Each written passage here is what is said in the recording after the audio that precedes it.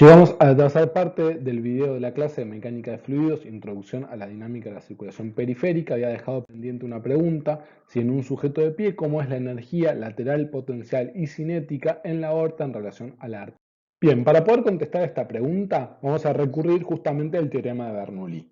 Vamos a plantear la relación de energía entre la aorta y la arteria pedia, y lo que podemos decir es que, como yo ya se los había mencionado anteriormente, la pérdida de energía por rozamiento viscoso que hay entre la aorta y la arteria pedia es muy baja, es casi insignificante. Entonces nosotros podemos plantearnos una especie de modelo de fluido ideal en el cual no tenemos pérdida de energía y por lo tanto podemos plantear una energía total constante y comparar los distintos componentes que nos aporta Bernoulli. Ahí está Verón como modelo de persona de pie.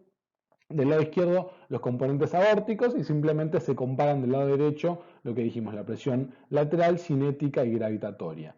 La presión lateral, ¿por qué va a estar aumentada en este caso? Justamente porque la persona está de pie.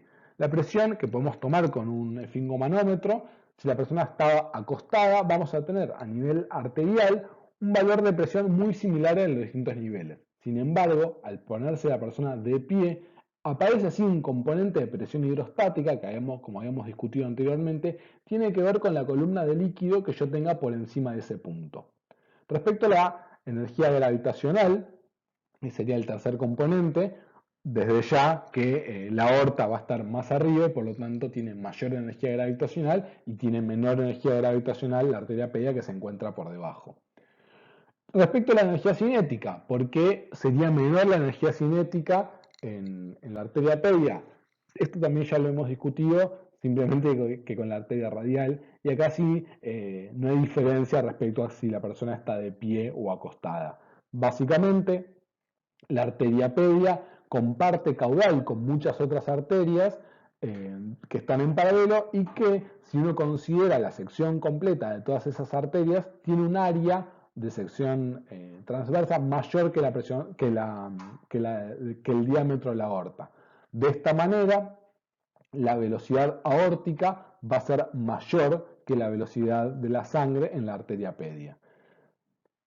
Ahí está el dibujito que ya habíamos utilizado en el gráfico, perdón, en el ejercicio anterior. Les dejo nuevamente para que lo piensen.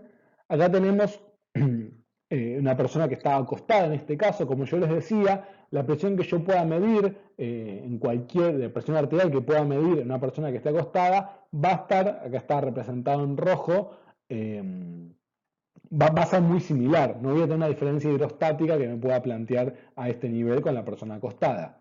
Ahora bien, si yo pudiera medir la presión venosa, seguramente de manera invasiva, poniendo un catéter, tengo una presión significativamente mucho menor, acá está en el orden de los 90 milímetros de mercurio, y la pregunta decía por qué la presión arterial femoral, creo, respecto a la venosa es tan distinta.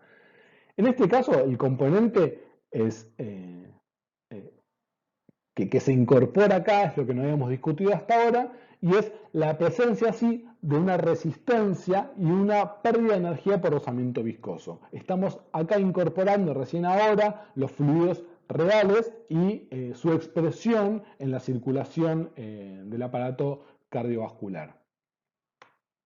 Presentados los fluidos reales, tenemos que traer a colación la ley de Poiseuille, que tiene una similitud absoluta con lo que es la ley de Ohm de electricidad, que habla de la intensidad de corriente igual a la diferencia de voltaje sobre la resistencia. En el caso de los fluidos reales que tienen viscosidad y que tienen pérdida de energía por rozamiento viscoso, de lo que habla Poiseuille es que el caudal va a ser igual a la diferencia de presión sobre la resistencia. Y plantean la resistencia igual a 8 por la longitud por la viscosidad por pi por radio a la cuarta. Es decir, que tanto la longitud como la viscosidad al aumentar aumentan la resistencia, pero sobre todo el factor que más va a influir en la resistencia, no solo por estar elevado a la cuarta, sino que además desde el punto de vista fisiológico es el cual realmente se utiliza el organismo para la regulación de la resistencia, que es el radio del vaso.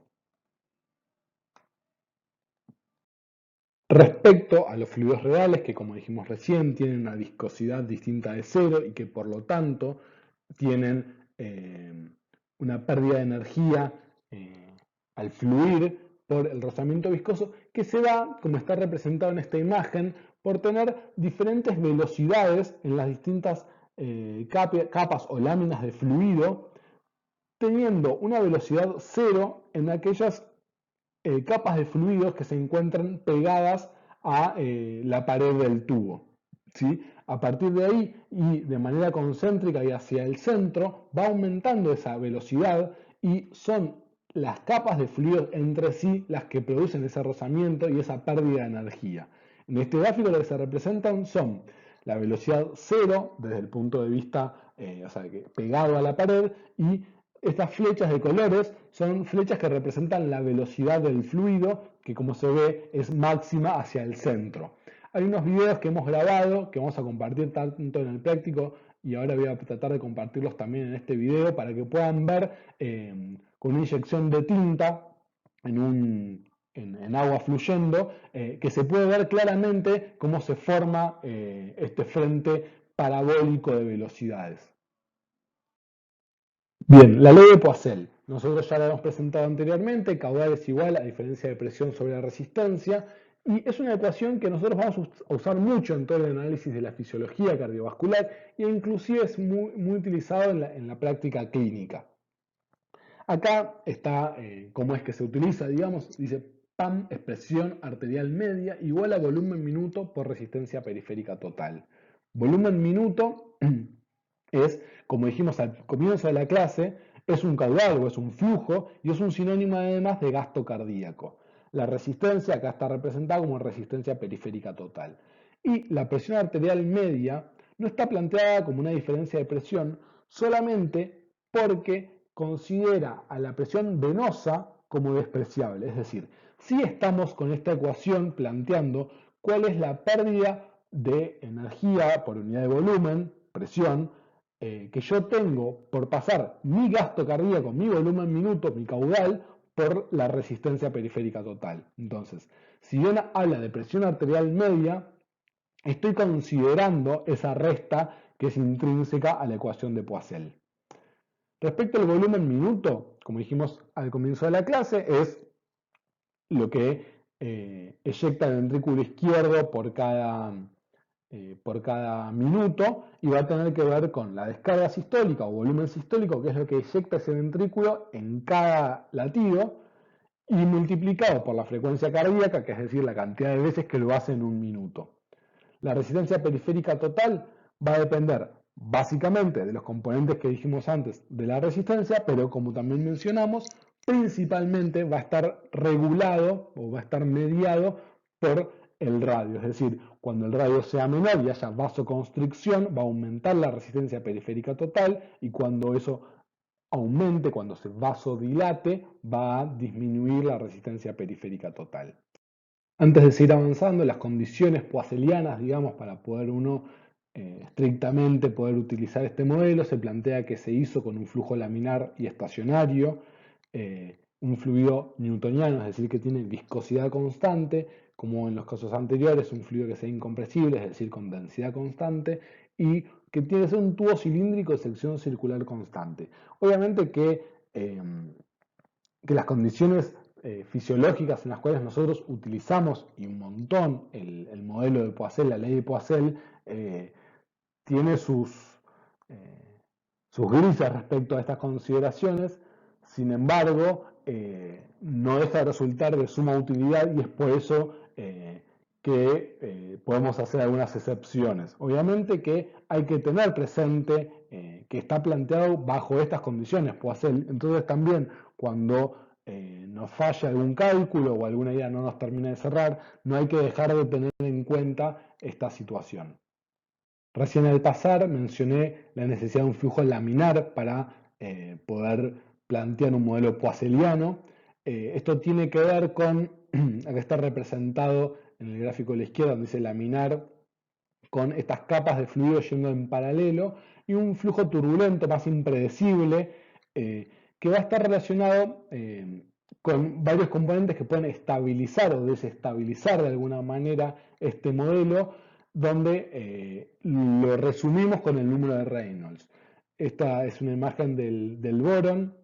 El número de Reynolds va a tener en el numerador, aumentando el número de Reynolds, es decir, desestabilizando este fluido, digamos, o la laminaridad del fluido, es decir, aumentando las posibilidades de que éste sea turbulento respecto al diámetro del tubo, respecto a la velocidad y a la densidad del líquido.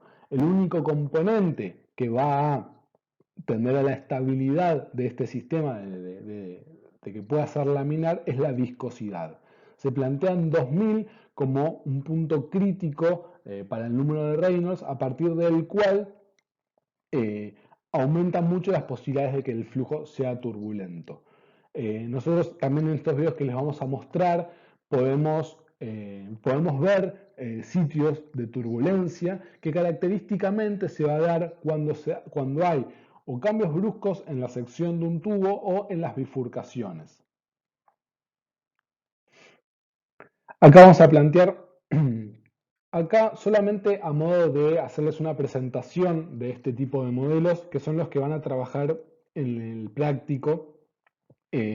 Nosotros hace muchos años que venimos trabajando con esto, habíamos intentado en el último tiempo poder desarrollar trabajos prácticos experimentales para poder medir, evaluar y ver. Esos son los videos que les vamos a mostrar algunas cosas, y también obviamente los invitamos, pasada la cuarentena, a acercarse al cuarto de ayudantes y podemos plantear, digamos, eso está disponible para que se pueda utilizar y para que puedan usarlo los alumnos y los ayudantes. Simplemente presentarles un poco, no voy a ponerme a discutir estos ejercicios ahora, simplemente también les presento el tubo de Venturi y el pitot. Este es el Venturi y este es el pitot, que miden presión lateral, el Venturi, y presión lateral más cinética, el pitot. Son útiles, nos permiten poder poner un poco en práctica todas las cosas que fuimos discutiendo durante el teórico, pero es en definitiva lo que van a hacer en el trabajo práctico con sus ayudantes.